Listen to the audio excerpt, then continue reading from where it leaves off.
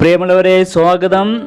നമ്മുടെ നിലമ്പൂർ ഭാഗത്തേക്കുള്ള യാത്രയിലെ വിശേഷങ്ങളാണ് പങ്കുവയ്ക്കാനുള്ളത്. തേക്ക് മ്യൂസിയം എന്നറിയപ്പെടുന്ന സ്ഥലത്താണ് നമ്മളിപ്പോൾ. അവിടെ തേക്കിൻ്റെ ഒരു അടിഭാഗത്തിൻ്റെ നല്ല ചിത്രമായിരുന്നു നമ്മൾ കണ്ടത്. അത് ഭംഗിയായിട്ട് അവർ പോളിഷ് ചെയ്തൊക്കെ സൂക്ഷിച്ചിട്ടുണ്ട്. ഇത് അതിന് ശേഷം അവരുണ്ടാക്കിയിരിക്കുന്ന ഗാർഡനാണ്. വളരെ ഭംഗിയായിട്ട് മാനേജ് ചെയ്യുന്ന സ്ഥലമാണ് തേക്ക് മ്യൂസിയം നിലമ്പൂർ. അത്യാവശ്യം ആളുകളൊക്കെ വരുന്നുണ്ട്. ഇതിപ്പോൾ രാവിലെ സമയമായതുകൊണ്ട് അധികം പേരൊന്നും വന്നിട്ട് തുടങ്ങുന്നതേ ഉള്ളൂ. ഇതാണ് നമ്മൾ മുമ്പ് പറഞ്ഞ ആ തേക്കിൻ്റെ അടിഭാഗം. അത് തിരിച്ചു വച്ചേക്കാണ് കേട്ടോ. നമുക്ക് മനസ്സിലാവുന്ന വിധത്തിൽ നല്ല രീതിയിൽ പോളിഷ് ചെയ്ത് എത്ര വലിപ്പം ഉണ്ടെന്ന് നോക്കിയാൽ അതിന് നല്ല വെയിറ്റുള്ള സാധനം ഇത്രയും ഡിഗ് ചെയ്തൊക്കെ ഉണ്ടാക്കിയെടുക്കുക എന്ന് പറയുന്നത് എത്ര കഴിവാണ്. അധ്വാനവും വേണ്ട ഘടകം തന്നെയാണ്. പിന്നെ നല്ല ഒരു പൂന്തോട്ടം അവർ മെയിൻറ്റെയിൻ ചെയ്യുന്നു. ധാരാളം വൃക്ഷങ്ങൾ, നമുക്ക് പരിചയമുള്ളതും പരിചയമില്ലാത്തതുമായ ധാരാളം വനവൃക്ഷങ്ങളൊക്കെ അവർ നല്ല രീതിയിൽ സംഘടിപ്പിച്ചിട്ടുണ്ട്. പിന്നെ ഒരു നല്ല ഗാർഡൻ. ഈ ശില്പം നോക്കുക, എത്ര സുന്ദരമായൊരു ശില്പമാണ്. പ്രകൃതിയാണ് അവർ അതിനകത്ത് വരച്ചു വച്ചിരിക്കുന്നത്. ഇതിൻ്റെ മുൻഭാഗത്ത് തന്നെയുള്ള ശില്പമാണത്. നമ്മൾ ആകർഷിക്കുന്ന ചിത്രമാണ്. സുഹൃത്ത് അതിൻ്റെ ഫോട്ടോ എടുക്കുകയാണ്. പിന്നെ രസമായിട്ടുള്ളത് അവരുടെ ഗാർഡനാണ്. ശരിക്കും ഈ പുതിയ നല്ല പക്ഷെ അത്ര പൂക്കളൊക്കെ ആയി വരുന്ന സമയം തന്നെയാണ്. അതുകൊണ്ട് അതിനകത്ത് പൂക്കളുടെ അളവൊക്കെ കുറവാണ്. നല്ല കാഴ്ച, പ്രകൃതിയെ അടുത്തറിയാനും പ്രകൃതിയോടൊത്ത് സമയം ചിലവഴിക്കാനും. ഈ മരം കണ്ടു, എത്ര വലിപ്പമാണെന്നറിയോ. ഏതാണ്ട് ഒരു എൻ്റെ ഓർമ്മയിൽ 100 വർഷത്തിന് മേലെ പ്രായമുള്ള മരമായിരിക്കും അത്. നമ്മളുടെ ശുദ്ധവായു കിട്ടുന്ന ഇടം കൂടിയാണ് എന്നുള്ളതാണ് അടുത്ത കൗതുകം. നമുക്ക് നല്ല ഉന്മേഷം തോന്നിക്കും അങ്ങനെയുള്ള സ്ഥലങ്ങളൊക്കെ പോയി വന്നാൽ. ഈ മുളയൊക്കെ ധാരാളം ഓക്സിജൻ പ്രദാനം ചെയ്യുന്ന വൃക്ഷമാണ്. അപ്പോൾ എവിടെ മുളയുണ്ടെങ്കിലും നമുക്ക് ധാരാളം ശ്വസിക്കാനുള്ള നല്ല ശുദ്ധവായു കിട്ടുമെന്നുള്ളതാണ്. ഇത് പബ്ലിക് റോഡാണ്, പക്ഷേ അതിൻ്റെ 2 വശവും അവർ തേക്ക് തന്നെ നട്ടുപിടിപ്പിച്ചൊരു പ്ലാന്റേഷൻ തന്നെ. ആ ഏരിയയൊക്കെ ഗവൺമെൻറ്റിൻ്റെ കീഴിലാണ്. ഇപ്പോൾ ആരൊക്കെയാണ് സർവീസ് ചെയ്യുന്നത്? ഫോറസ്റ്റ് ഏരിയ കൂടെയാണ്. നമ്മുടെ ചാലിയാർ പുഴയൊക്കെ ഇതിൻ്റെ പിറവശത്തൂടെയാണ് പോകുന്നത്. റോഡിൽ നല്ല റോഡുകളൊക്കെയാണ്, നല്ലോണം മെയിൻറ്റെയിൻ ചെയ്യുന്നു. അത്യാവശ്യം ഷോപ്പിംഗ് സൗകര്യങ്ങളൊക്കെ അവിടെ തന്നെ കാണാൻ പറ്റുന്നുണ്ട്.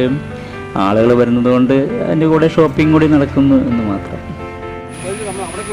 അതിൻ്റെ സൈഡിലുള്ള അടുത്ത പ്ലാന്റേഷനിലേക്കാണ് നമ്മൾ കയറിയിരിക്കുന്നത്. ഇവിടെയുള്ള പ്രത്യേകത എന്ന് വെച്ചാൽ വീണ്ടും പുഴയുടെ തീരത്തേക്ക് നമുക്ക് പോകാനുള്ള വഴിയുണ്ട്. അത്രയും ദൂരമുണ്ട്. കമിതാക്കൾക്കൊക്കെ കൂടുതൽ സമയം ചിലവഴിക്കാൻ പറ്റിയ ഇടം കൂടിയാണ്. ഇതവിടെ ടിക്കറ്റ് കാര്യങ്ങളൊക്കെയാണ്. നമുക്ക് സമയക്കുറവുള്ളത് കൊണ്ട് നമ്മൾ പിന്നെ അങ്ങോട്ട് അധികം പോയില്ല. ജസ്റ്റ് ഒരു എത്തിനോട്ടം മാത്രമാണ് ഇവിടെ നമ്മളിപ്പോൾ കാണുന്നത്. എനിക്കെപ്പോഴും മരങ്ങൾ വളരെ ഇഷ്ടമുള്ളൊരു പടമാണ്. അപ്പോൾ മരങ്ങളെ അടുത്ത് കാണാനും അവിടെ അതിൻ്റെ അടുത്തൊക്കെ നിൽക്കാനൊക്കെ എപ്പോഴും താല്പര്യമുണ്ട്. നമ്മൾ ഇതിൻ്റെ തന്നെ കുറച്ചുകൂടി ഡീറ്റെയിൽ ആയിട്ടുള്ള വേറൊരു വീഡിയോ ഉണ്ട്. ഇത് ഇങ്ങനത്തുള്ള ഈ ഫോർമാറ്റിലുള്ള വീഡിയോ ആണ്. ഇത് ഒരു 6 മിനിറ്റോളം തീരും. ചെറിയ വീഡിയോ ആണ്.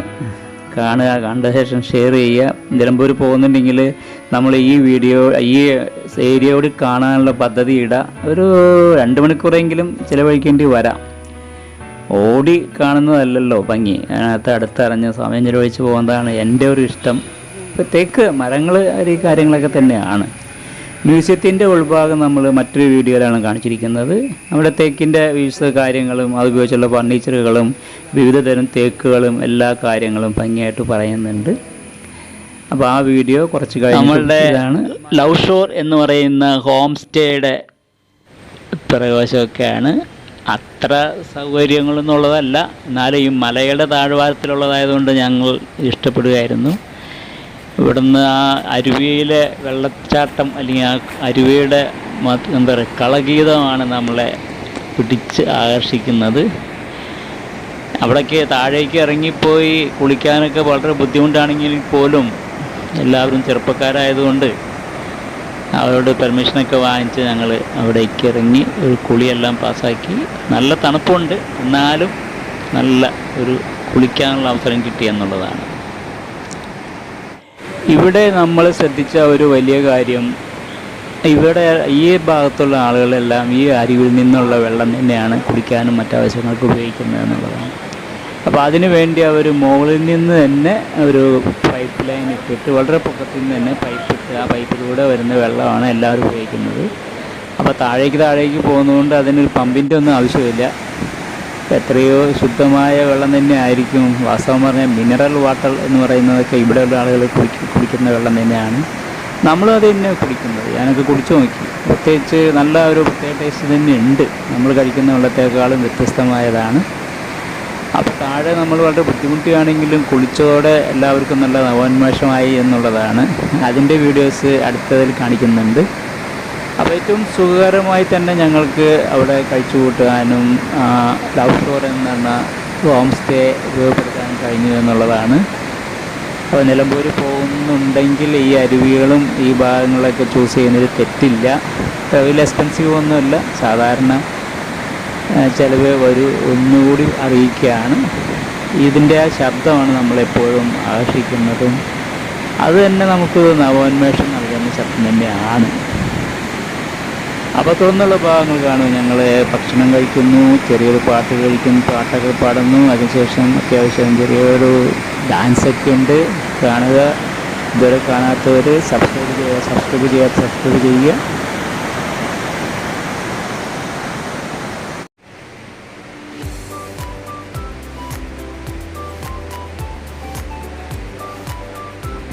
ഇതാണ് നമ്മൾ താമസിക്കുന്ന കോട്ട, എന്താ പറയുക, ടൂറിസ്റ്റ് ഹോം സ്റ്റേയുടെയൊക്കെ ഉൾഭാഗം. അതുകൊണ്ട് മനോഹരമായിട്ട് നമുക്ക് ഓഡിയോ സൗണ്ട് സിസ്റ്റമൊക്കെ ഉണ്ട്.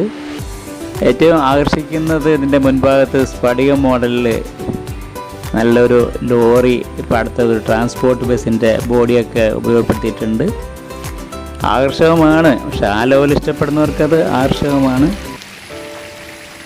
അപ്പോൾ കണ്ടതിന് സന്തോഷം. Thank you for your watching. Please subscribe.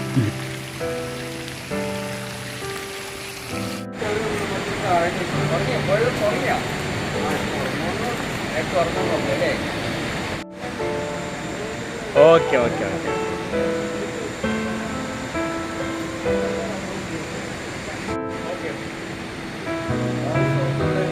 കണ്ട്